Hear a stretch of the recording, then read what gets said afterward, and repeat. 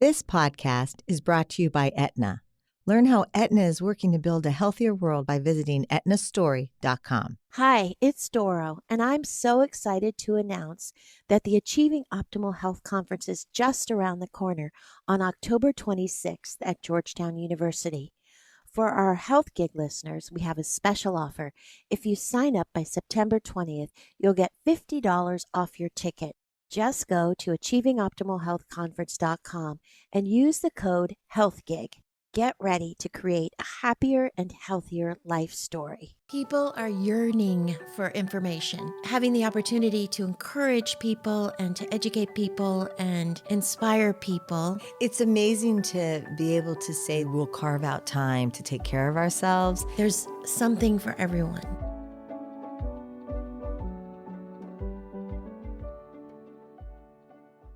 Welcome to the BB&R Wellness Podcast. I'm your host, Patricia Riley Cook. And I'm your host, Dora Bush Cook.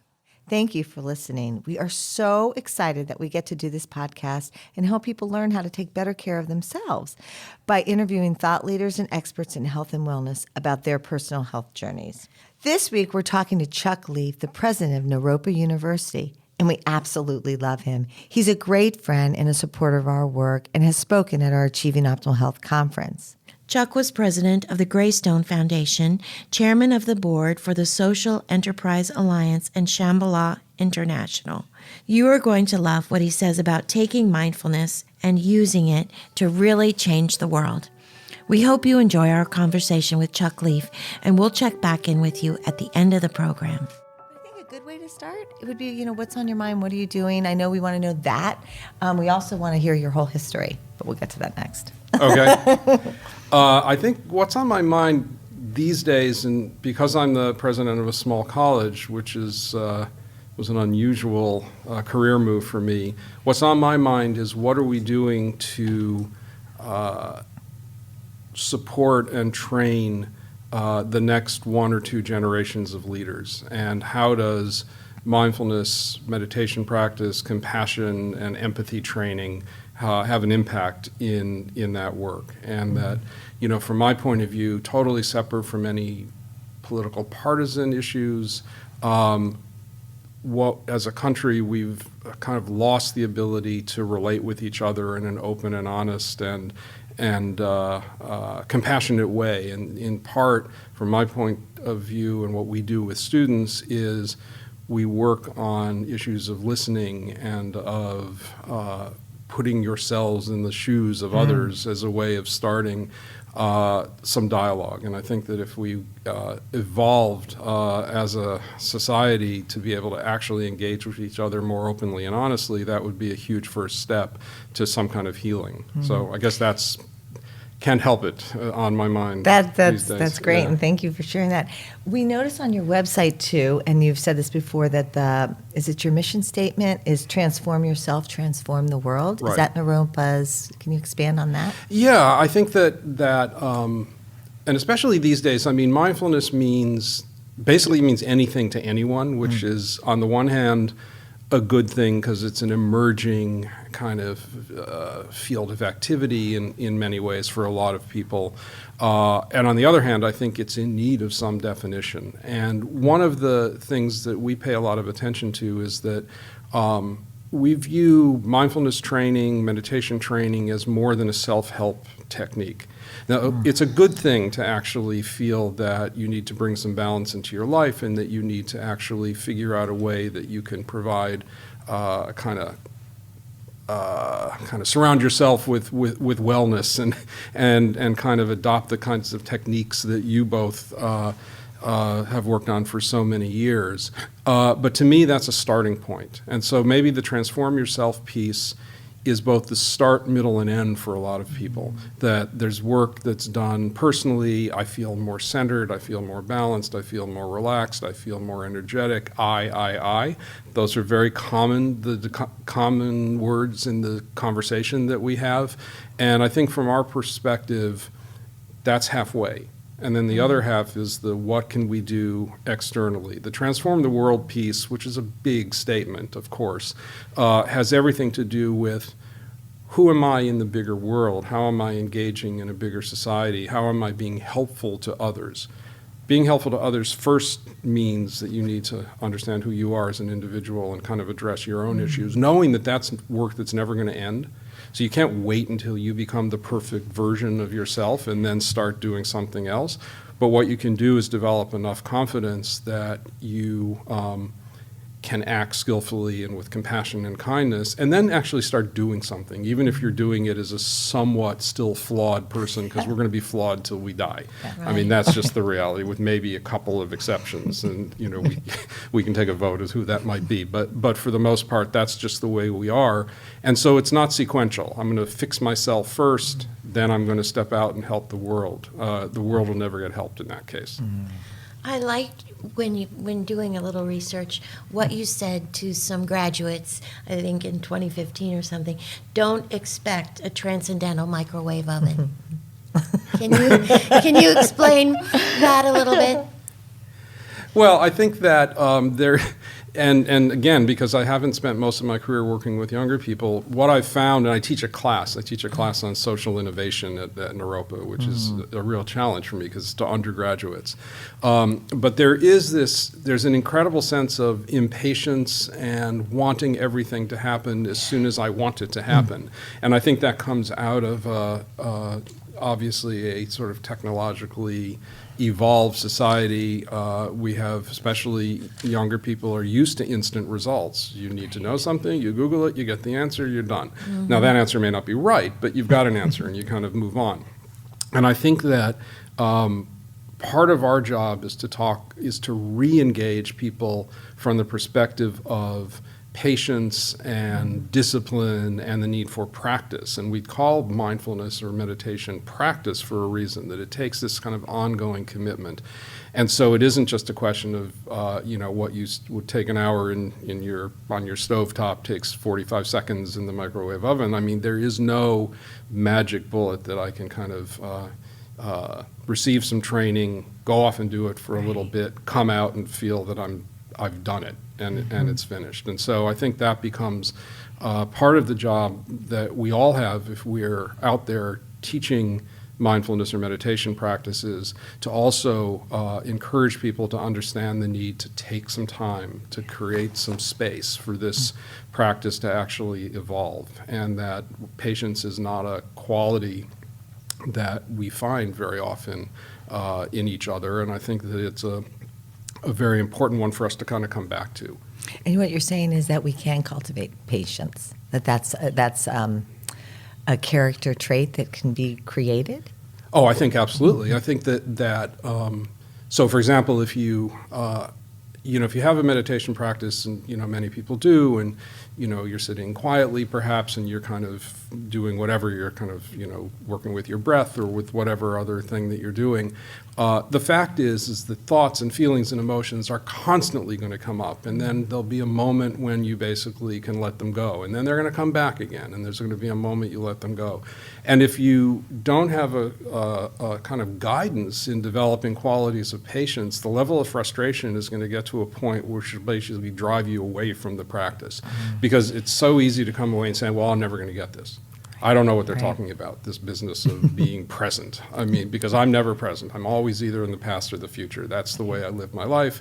And if you don't have the patience to actually allow those things to rise and fall and really experience what's going on, then you're never going to be satisfied with what you're doing as a practitioner. And so I do think that that's important. Patience, however, doesn't mean inaction.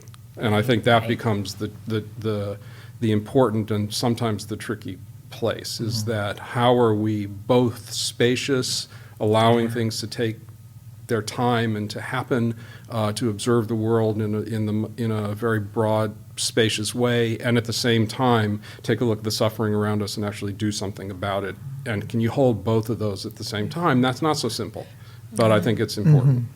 You mentioned in that same address to graduates that we have to experience suffering ourselves and suffering of those we love before we can address suffering in the world.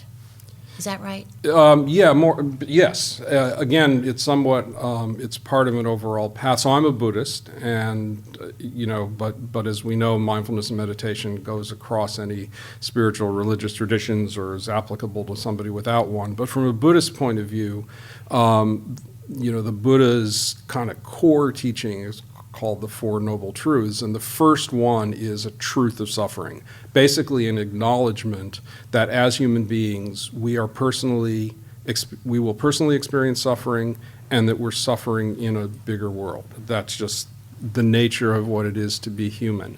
It then goes on because there's some opportunities to do something about that, but it starts from this kind of recognition that suffering is it's kind of a natural part of what it means to be a human being. And that's not depressing. It's more just a fact of what it means to be a feeling, thinking person in a community with other feeling, thinking people. And so it is important, I think, for us to recognize, and I don't mean suffering in this most melodramatic sense. I mean, certainly a lot of us have experienced that kind of suffering, whether it's illness or great loss, or financial problems or health problems, for sure. But it doesn't have to be all that that dramatic. I mean, we suffer all the time with little disappointments and the sort of hope that we know, for example, that where we're in a situation that feels really good, are we really feeling that situation and feeling that joy, or are we basically overwhelmed by the fact that we know that's going to disappear at some point because we can't freeze it,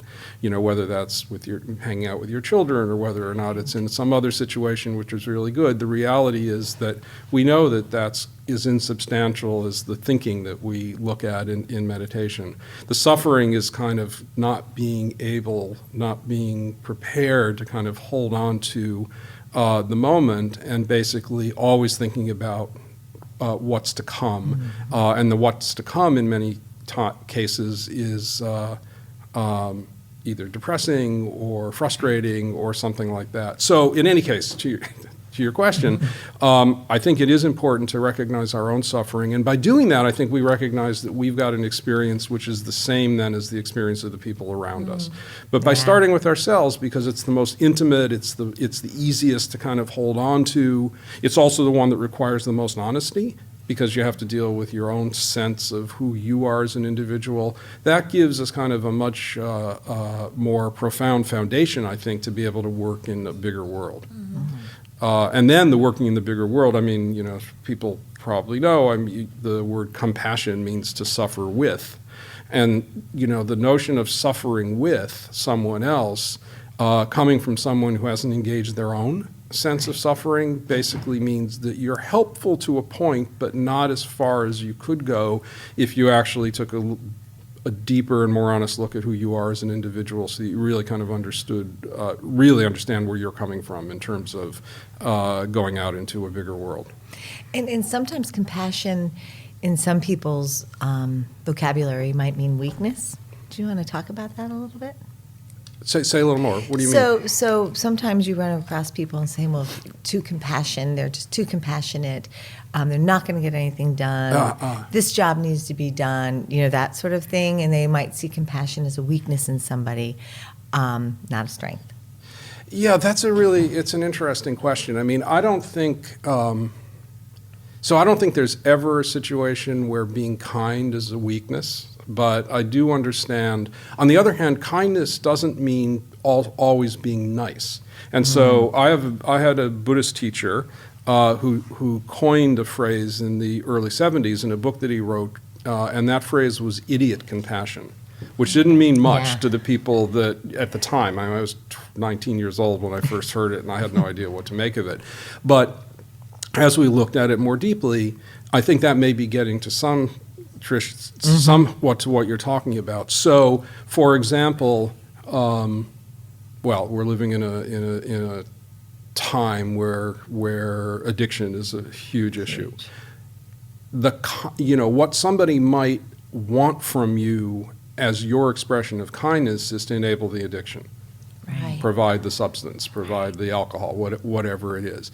And so for the person receiving that the drug or the alcohol, they may view you as a kind person in that sense, Right. and from their perspective, they truly Right. believe that you're being compassionate and kind. In the somewhat bigger picture, by enabling the addiction as opposed to assisting somebody to kind of move toward a path of wellness or recovery, are you really being compassionate? Or are you basically kind of giving in to a kind of emotional need to simply be, temporarily helpful?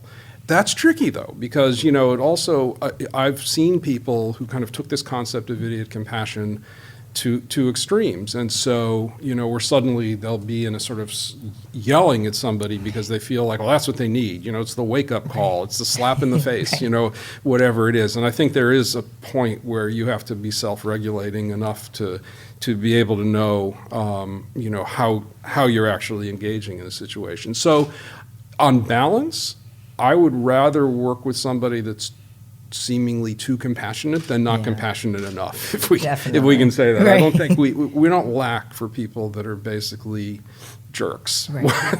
What we need is actually, let's work with people whose natural tendency is to be kind and compassionate, and figure out ways that you can challenge it to be the most effective that you can be, coming from that perspective. That's actually not a bad problem Right. to have to deal with. Right. So going back to Naropa, because I think our listeners want to hear more about Naropa, may not have heard of it. Sure. So what's the latest and greatest that's going on there now? So, just briefly, so Naropa is now 44 years old, an unlikely experiment. Started in 1974. It was going to be a summer session where some artists and religious teachers and scientists came together in Boulder, Colorado. Not a bad place to spend the summer. We expected to talk about the integration of Eastern and Western spirituality and how the arts and sciences kind of engaged. And it was really early on. So for people that don't follow the mindfulness movement, nobody was even talking about this stuff in the 70s. It was just beginning. We hoped that a couple hundred people would come to Boulder for those conversations. We had 2,000 people that summer that kind of emerged or descended, I guess, on Boulder. We didn't exactly know what we were doing. We just had this idea to convene a dialogue. Who was it? You? And Well, it was founded by a Tibetan teacher, Chogyam Trungpa Rinpoche, who kind of remarkably only 15 years earlier led 250 people across the Himalayas to escape from Tibet during the political turmoil, and in those 15 years ended up in England, went to Oxford, started some meditation centers, learned fluent English, and by 1972 was teaching at the University of Colorado by invitation, and had this idea that there was a place in the West for an institution that basically invited interfaith dialogue, but also included writers and poets and performers and scientists. And, in those days, all of the, I would say, so for example, a lot of people know Daniel Goleman's work on emotional intelligence. He was at Naropa as a very young scientist in the mid-70s, and began basically talking about what became, now we think emotional intelligence is something that's been around for 200 years. Well, the fact is it's been around for about 35, until once he wrote his book.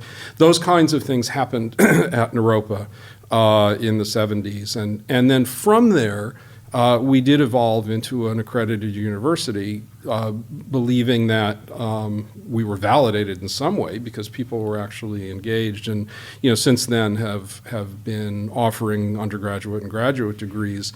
The difference in Naropa is that we have degrees in all of the sort of traditional liberal arts subjects, education and psychology and environmental studies and writing and poetics and theater and so on. Religious studies, of course, because of our roots. All of our curriculum has mindfulness or meditation and compassion practice baked into it. So it's not a separate course that somebody takes. Mm-hmm. It's not a particular, it's not siloed in that way. How our faculty integrate mindfulness practice in the classroom is completely up to them. And so what a theater professor would do in a performance class is very different from what a psychology faculty member in a master's program training therapist would do.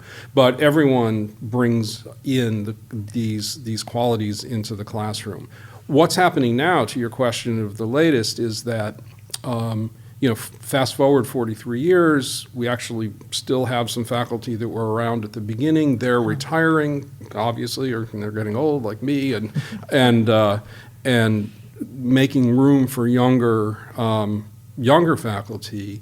And who we're attracting now, because of the times, in many cases have a strong research and science interest in addition to their own personal meditation practice. And so more and more what we're doing is attracting faculty that are really looking at the kind of neuroscience of the work. And of course that's happening broadly around the country. The benefit of Naropa, and I talked to a neuropsychologist at the University of Miami, Amishi Jha, who's been working with the military actually and doing a lot of work on mindfulness training. One of the things that she said that she really likes about Naropa is that Naropa as a whole is basically the kind of lab that she would covet at a place like the University of Miami. So for her to find a cohort of students to work with that have had a long meditation practice is hard work. I mean, there aren't that many of them. You come to Naropa and it's basically, I don't know, fish in a barrel is probably a bad, Right. the bad analogy, but nevertheless, so we have a community of people, and it's small. I mean, we have 1,000 people in Boulder, 1,000 students in Boulder, but a community of people, all of whom are there because of some commitment to working on the sort of transform yourself, transform the world that we were founded to express. And so the research piece is very exciting. The compassion piece is extremely exciting. One of the risks I think that we have in the mindfulness movement now is that it continues to become too clinical. That it's like a non-pill form of a prescription medicine. And the fact is it's not like that. I mean, I think it's not successful if it's like that. And I think that what we need besides clinicians, besides mindfulness teachers who understand the techniques and so on, is we also need compassionate actors. And we need people that actually will work with mindfulness, but also look at it as how it heals a world that's in need of healing. Tricia and I had the opportunity to go to the University of Wisconsin to the Center for Healthy Minds with Richie Davidson, Yep. and we were so intrigued by their studies and research going on that study the positive qualities of the mind. And so there's this idea of, Tricia coined this phrase, mental wellness Yep. rather than mental illness. And so at Naropa, are you addressing, how do you address mental wellness? Yeah, so that's a great and complex question. Big picture, and I'm glad you mentioned Richie Davison because he and I he was at Harvard and I was at Brandeis in the late 60s, and we discovered only recently that we both studied with the same yoga teacher in the days when nobody knew what yoga really was, but we had this long connection.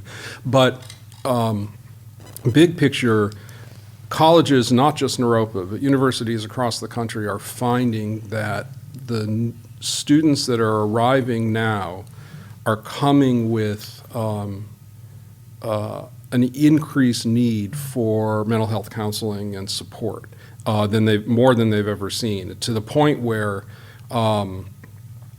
3 universities, University of Virginia, Wisconsin, where Richie is, and UCLA, are together taking a look at what are some different models that we can use to actually provide that support, because their traditional clinics have been overwhelmed by people needing those kinds of services. And all 3 of the universities I just mentioned all have people on staff that are also working in mindfulness and the science of mindfulness, and they're trying to figure out what to do that might be somewhat different from the more traditional approach to mental health. Naropa is smaller but not immune from those things. And in fact, we may even attract more students who feel, they may not be able to articulate it, but they feel a need for some level of mental health support that they didn't get previously. It also happens to be that our Graduate School of Psychology is our biggest program, and so we're training therapists. And I will say a little bit proudly that Naropa graduate therapists are among the most effective counselors and therapists that there are, because they're coming from their own personal grounding in a meditation or mindfulness practice, in addition to getting the academic skills that they need to be, to be an effective therapist. And so we're spending, and they approach it from the perspective that the client is basically well, and that there may be, and that's an important distinction, I think, from what we may be used to in a Western medical model, that people are presenting with issues where they are basically ill in some way, and that the doctor or the therapist's job is to convert somebody who is ill into somebody who's well. Our view is that, and it's not naive, I think, and I think science is starting to bear it out, that if you view the person that you're engaging as fundamentally holding all the kind of qualities of wellness that they need, but perhaps have masked them, perhaps have gone, they've compartmentalized it in some way, then the job is to kind of more unpeel and kind of get back to that kind of kernel of wellness, or basic goodness is sometimes called, I know that the Buddhist teacher Pema Chodron, who's a Western woman who's a nun, and Pema and I studied with the same teacher, and basic goodness was really an important and not easy to get quality, because we're not trained that way in the West. We're trained much more to take a look at, we're either neutral or flawed. I mean, one or the other, not necessarily basically good. If you flip it and take this view that people that are sitting across from you are fundamental, have this kind of,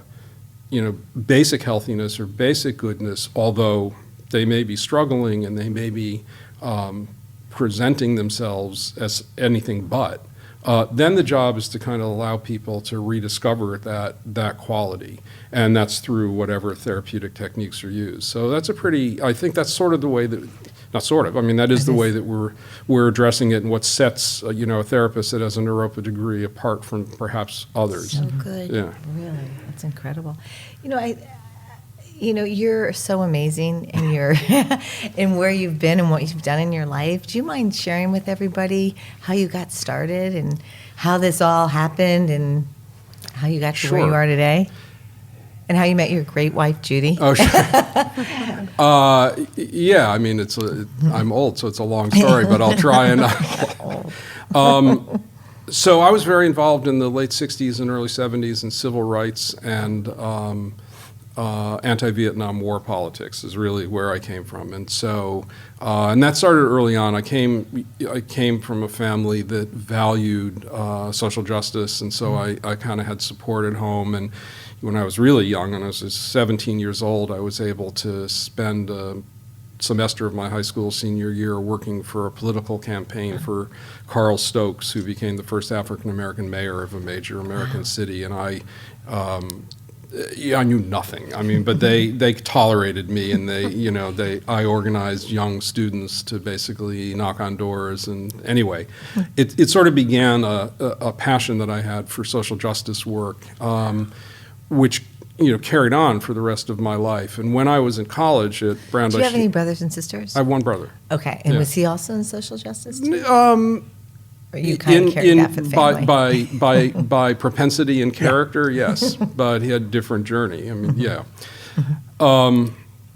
I went to university to Brandeis, and I was still very engaged in the work, and it was the height of the Vietnam War, so it was a pretty intense time, certainly on college campuses around this country.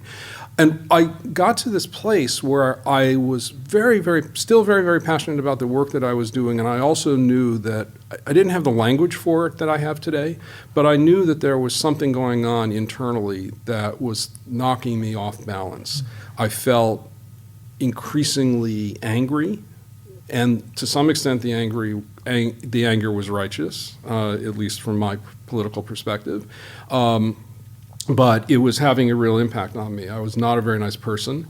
as a result. I didn't feel like I was who I wanted to be. I didn't know, but I did. Again, I had no. Yeah. Think about this. This is 1970. Right. Nobody knew anything about Right. what we talk today as if everybody known meditation and mindfulness practice forever. Well, we didn't, and it was just a good fortune that I had a professor at Brandeis who was just beginning himself to explore meditation practice, and it was very controversial. I mean, he couldn't talk about it in the classroom because it was seen as this kind of hippie stuff that had no place in the academy, so to speak.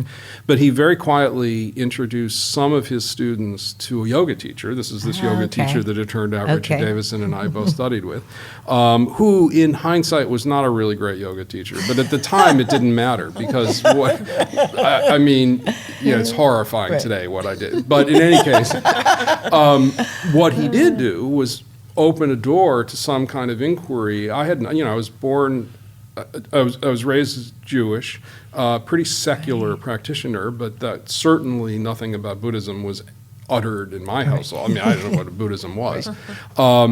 But I got the sense from doing some yoga practice and some meditation that there was something to it because it started to allow me to get more clear about who I was and who I didn't want to be.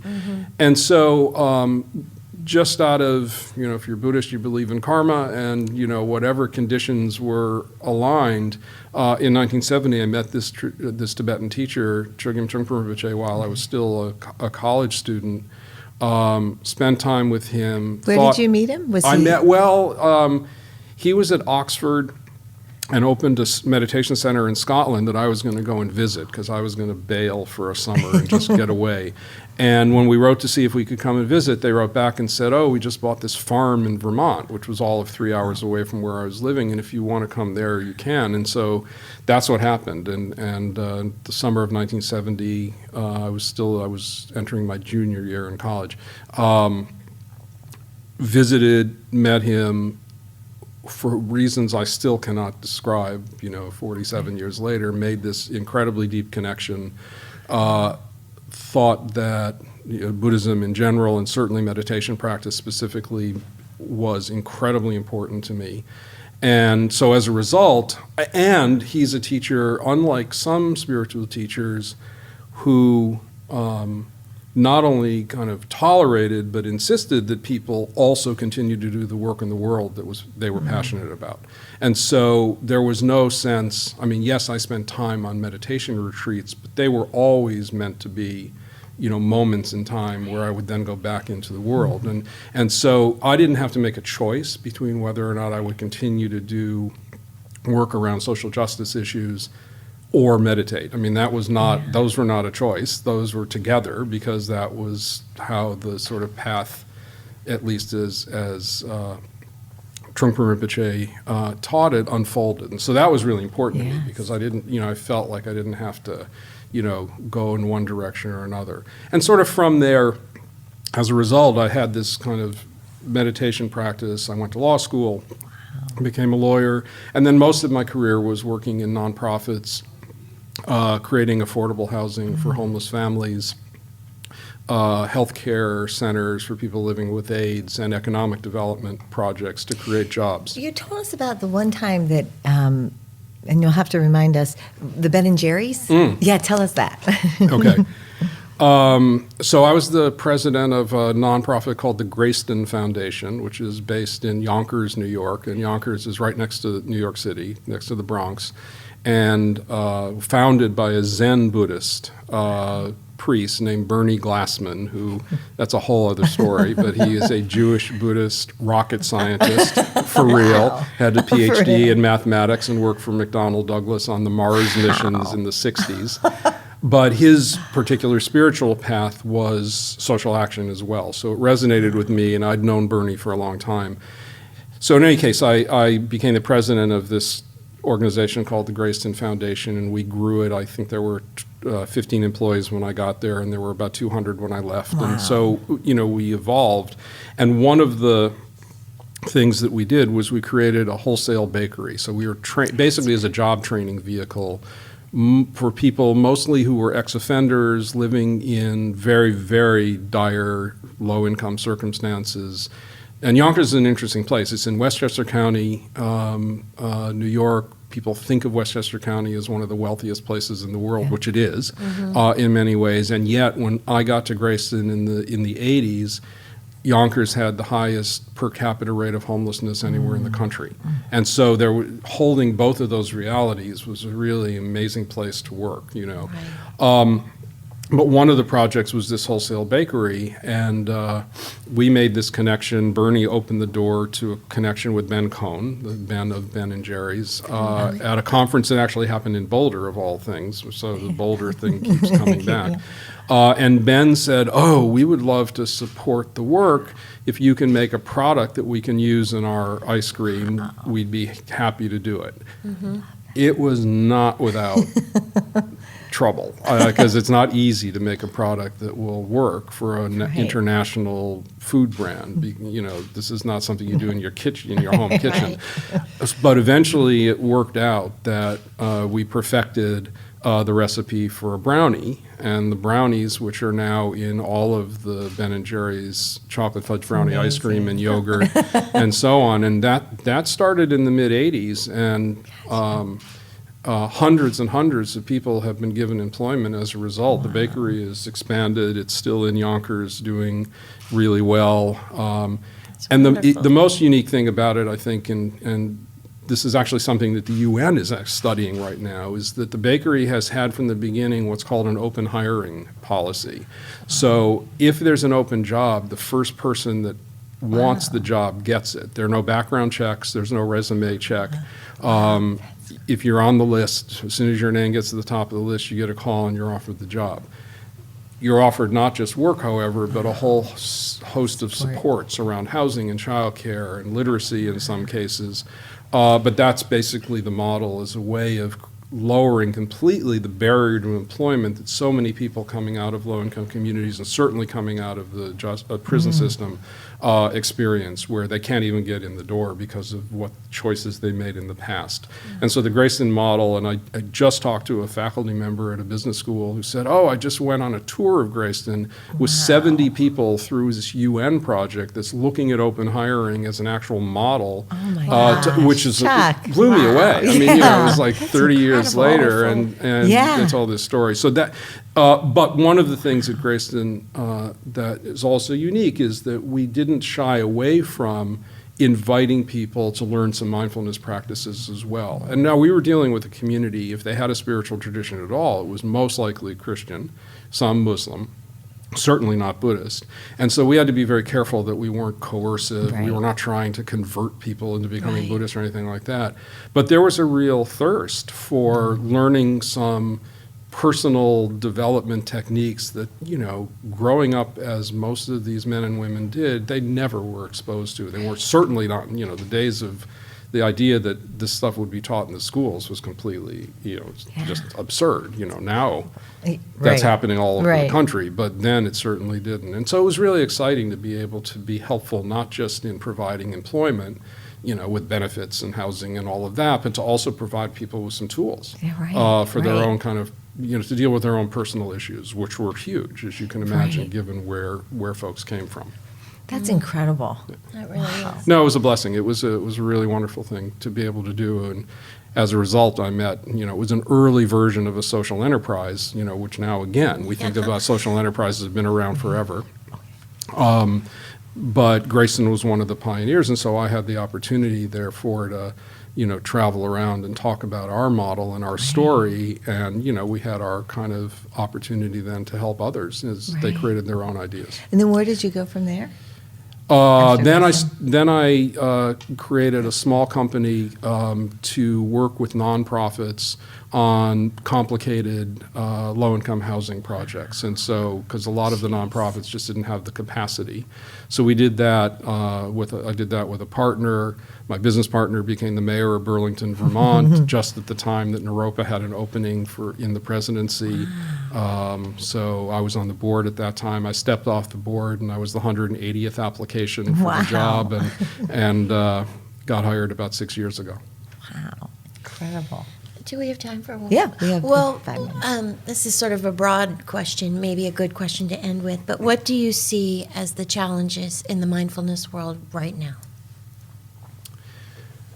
I think there's a sort of Buddhist expression of trying to hold your mind not too tight, not too loose. And I think that applies, and that's a good meditation instruction itself.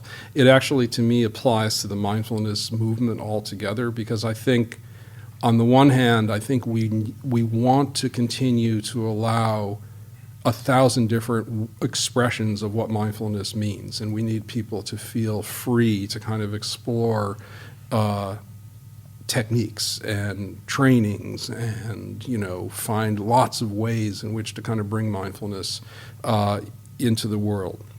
At the same time, because it is a kind of emerging, so fast, an emerging field of activity, we have to be concerned about the quality and the capability and the competence of the people that are actually doing this work. And because now anybody can call themselves a mindfulness practitioner. I mean, there's nothing, call yourself a doctor, you get into trouble if you're not a doctor, if you don't have an MD or a DO or whatever. Call yourself a mindfulness practitioner, there isn't really any single place that anybody can go to kind of assess the quality and the competence and the training of the people that are doing the work. And I realize this is a complicated question, because on the one hand, the sort of open source model is what we're used to in some way. And I think that's good, and that brings innovation. And on the other hand, and I know you'll talk with other people on your podcast, that they'll probably have different views here. But on the other hand, I do think it's really important that if somebody calls themselves a mindfulness teacher, that there be some way of assessing where their training came from and so on. I mean, I basically use the analogy that if you go to a weekend workshop to learn Excel, for example, a Microsoft product, and you have a bad Excel teacher, the worst that happens is you come away not knowing how to use Excel.